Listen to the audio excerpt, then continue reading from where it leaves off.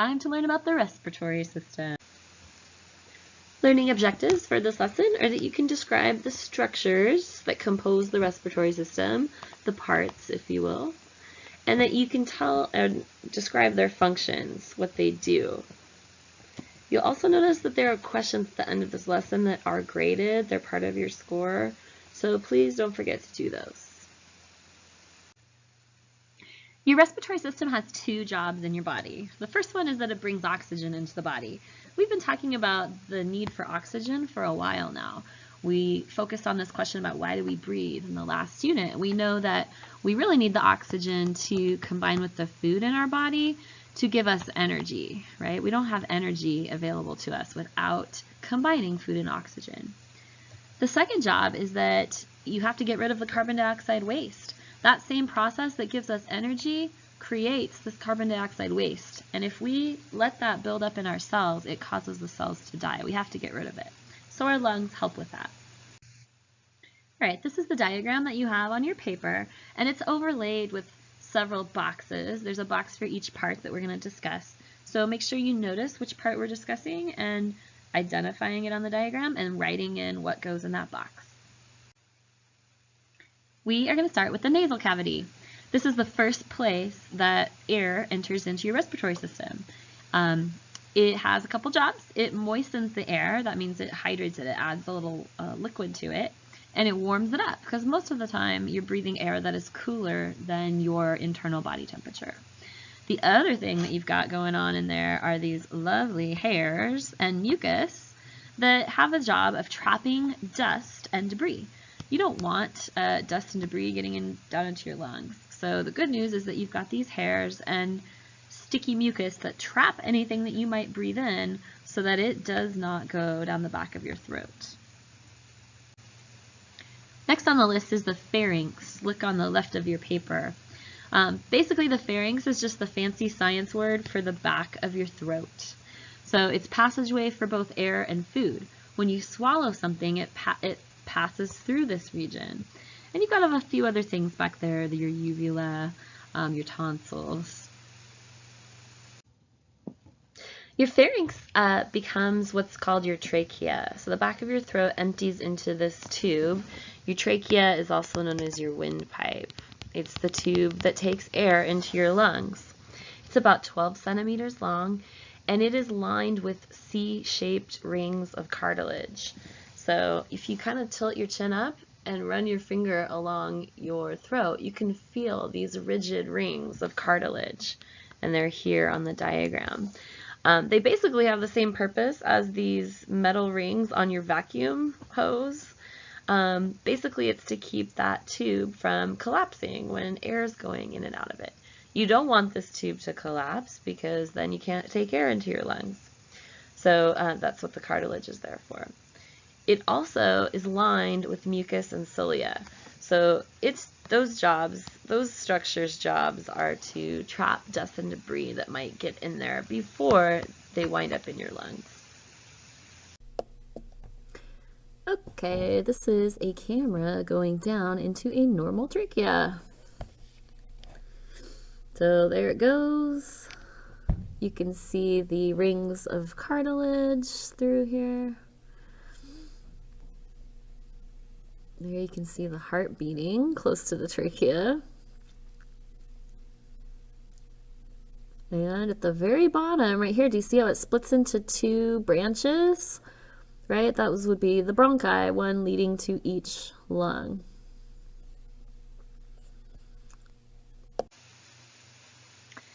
You'll find at the very top of your trachea, there's a little flap of tissue called the epiglottis.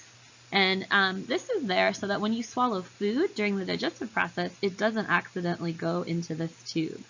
So if you accidentally get food caught in your windpipe or trachea, then that is what we call choking, which hopefully you can get out via the Heimlich maneuver. So it's there just to prevent food from going down the wrong hole. Your larynx is the airway to which your vocal cords are attached. If you've ever had laryngitis, right, that's when you've lost your voice, when this area of your windpipe is inflamed or infected. So it's just right here on this diagram.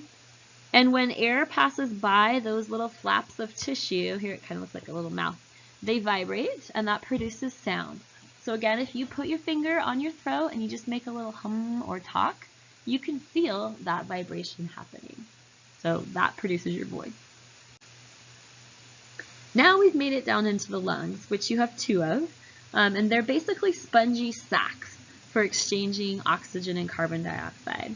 I know it's tempting to think of lungs as like a balloon. They just inflate and deflate, but they are not like that. They are like sponges. Now let's watch a super cool clip on these beef lungs.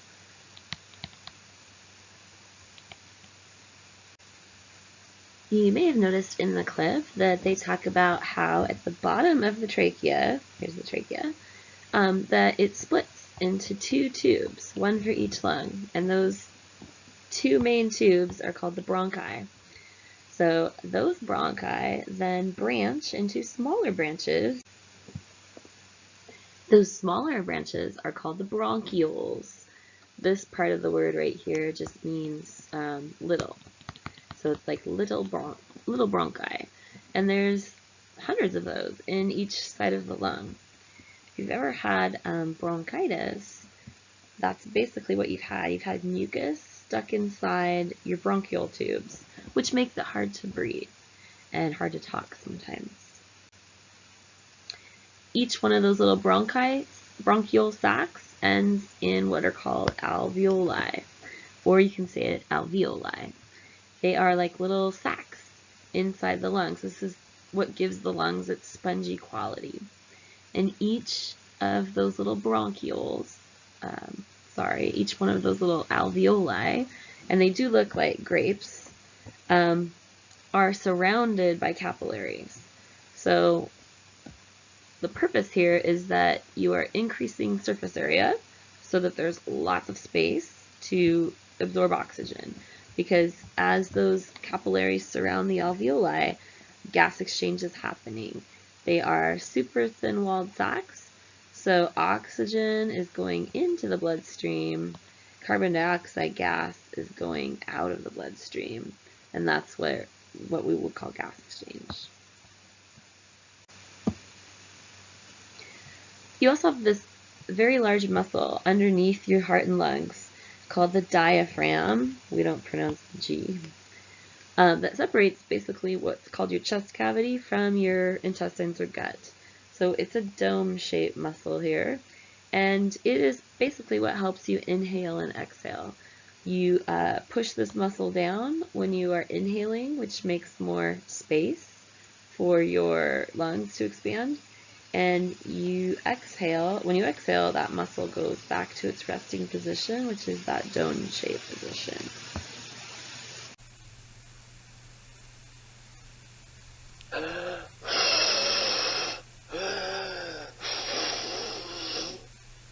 Can't do it.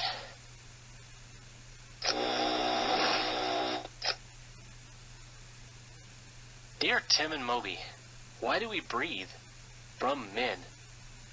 Hey, you're talking about the respiratory system. We have to breathe to live, but I bet most people don't know exactly why. Your body can store up a lot of the nutrients it needs, but it can't store the one thing that you need all the time. An invisible gas called oxygen. Inside your body, oxygen allows all your cells to make energy so they can function properly.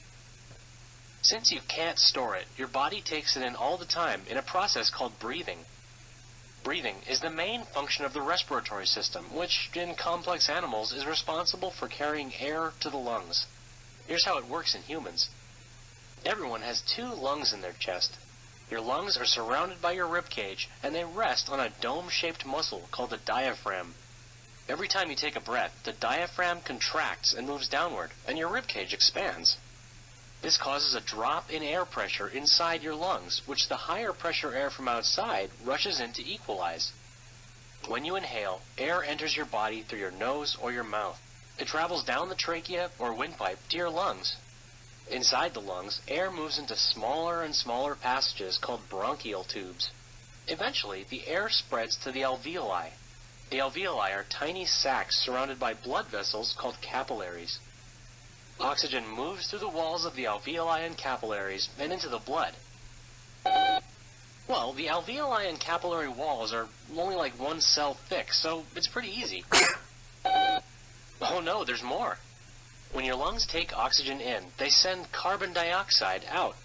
Carbon dioxide is a harmful waste gas that you have to get rid of. It's made in your cells and travels through the blood into your heart, which pumps it back into capillaries around your alveoli. Your diaphragm relaxes and moves upward, which deflates your lungs and makes you exhale this used air. And so on. That's breathing. That's pretty close, Moby. Our lungs don't fly around the room or anything, but they do inflate and deflate, just like a balloon. I'd say breathing is pretty important. You want to do all you can to keep your lungs in good working order.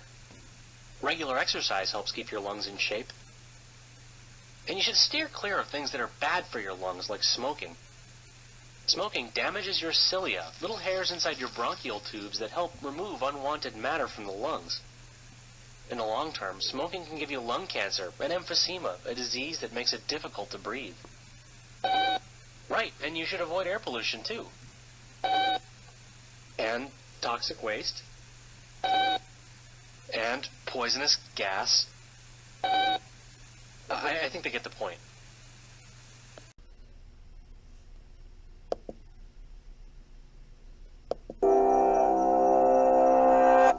Many of us have hundreds of things on our minds at any moment, often struggling to keep track of everything we need to do. But fortunately, there's one important thing we don't have to worry about remembering: breathing. When you breathe, you transport oxygen to the body's cells to keep them working, and clear your system of the carbon dioxide that this work generates. Breathing, in other words, keeps the body alive. So how do we accomplish this crucial and complex task without even thinking about it? The answer lies in our body's respiratory system. Like any machinery, it consists of specialized components and requires a trigger to start functioning. Here, the components are the structures and tissues making up the lungs, as well as the various other respiratory organs connected to them. And to get this machine moving, we need the autonomic nervous system, our brain's unconscious control center for the vital functions. As the body prepares to take in oxygen-rich air, this system sends a signal to the muscles around your lungs, flattening the diaphragm and contracting the intercostal muscles between your ribs to create more space for the lungs to expand. Air then whooshes into your nose and mouth, through your trachea, and into the bronchi that split at the trachea's base, with one entering each lung. Like tree branches, these small tubes divide into thousands of tinier passages, called bronchioles. It's tempting to think of the lungs as huge balloons, but instead of being hollow, they're actually spongy inside, with the bronchioles running throughout the parenchyma tissue. At the end of each bronchiole is a little air sac called an alveolus, wrapped in capillaries full of red blood cells containing special proteins called hemoglobin. The air you've breathed in fills these sacs, causing the lungs to inflate.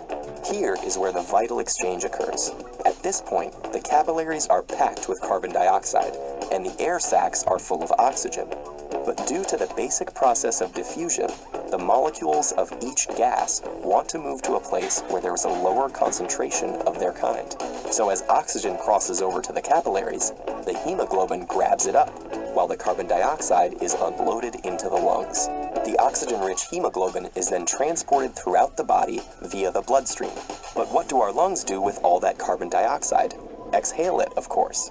The autonomic nervous system kicks in again, causing the diaphragm to ball up and the intercostal muscles to relax, making the chest cavity smaller and forcing the lungs to compress. The carbon dioxide-rich air is expelled, and the cycle begins again. So that's how these spongy organs keep our bodies efficiently supplied with air. Lungs inhale and exhale between 15 and 25 times a minute, which amounts to an incredible 10,000 liters of air each day. That's a lot of work, but don't sweat it. Your lungs and your autonomic nervous system have got it covered.